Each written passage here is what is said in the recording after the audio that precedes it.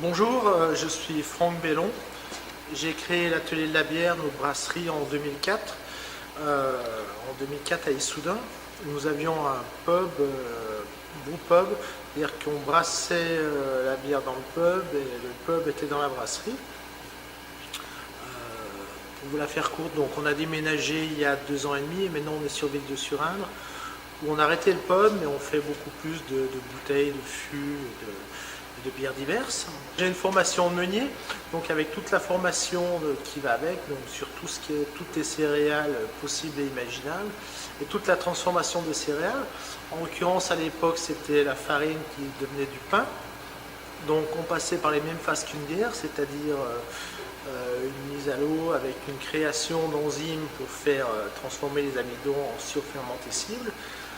Ensuite de la levure pour transformer, donc à l'époque, surtout ce qu'on recherchait, c'était de faire du gaz carbonique, mais il y avait quand même une certaine saccharification et une certaine alcoolisation, mais tout ça c'était très léger, ça partait lors de la cuisson.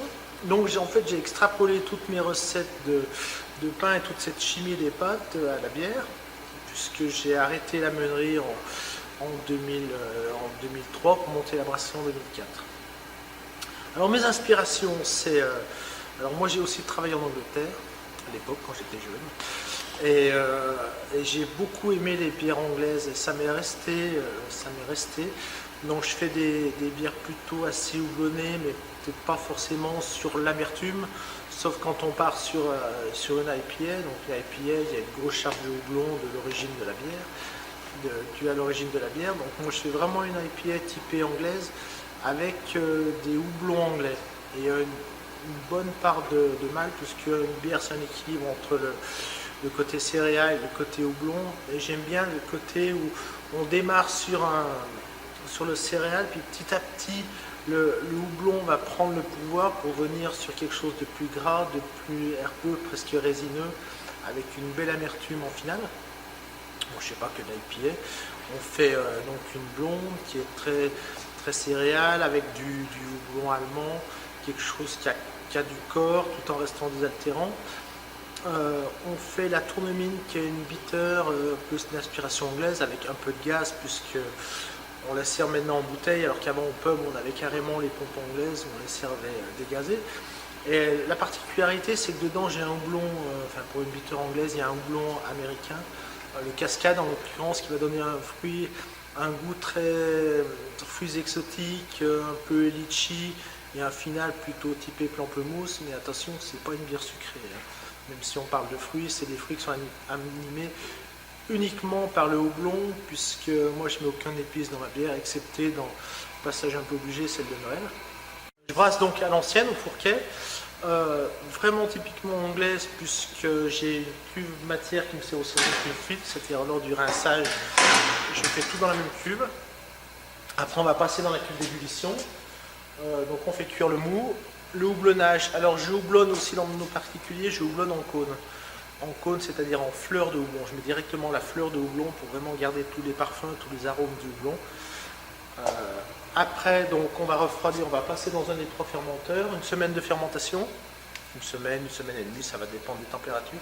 Et après, pour clarifier, on va ni coller, ni filtrer, on va simplement mettre au froid dans les cuves de garde qui sont derrière, qui sont dans la chambre froide. On va simplement laisser décanter, on va soutirer. Et on va après embouteiller, on va rajouter un sucre, on va refermenter en bouteille pour lui donner donc son gaz.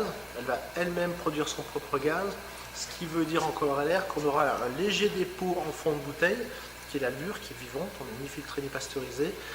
Et c'est pour ça qu'il faut stocker les bouteilles debout pour avoir des bières clarifiées lors du service.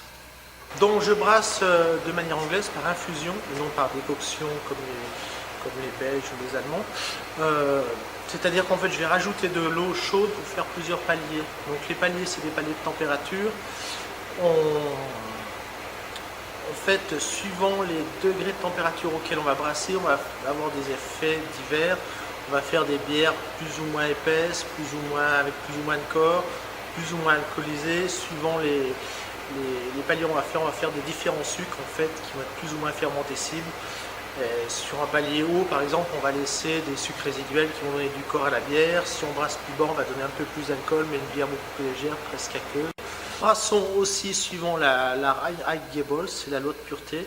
Donc c'était, je crois, la plus vieille loi du monde qui date de 1516. C'est une loi qui dit que pour faire de la bière, il faut utiliser uniquement de l'eau, du malt, du houblon et de la levure. Si on met autre chose, ça n'aura pas le droit à l'appellation de bière. Je crois qu'il y avait quelques grains crus tolérés. Donc grains crus, c'est des grains de céréales non maltés qui sont tolérés dans une partie de la Bavière, je crois. Mais voilà, donc on ne met pas d'épices. Exceptionnellement, on en met dans la bière de Noël, sinon toutes nos bières sont sans épices.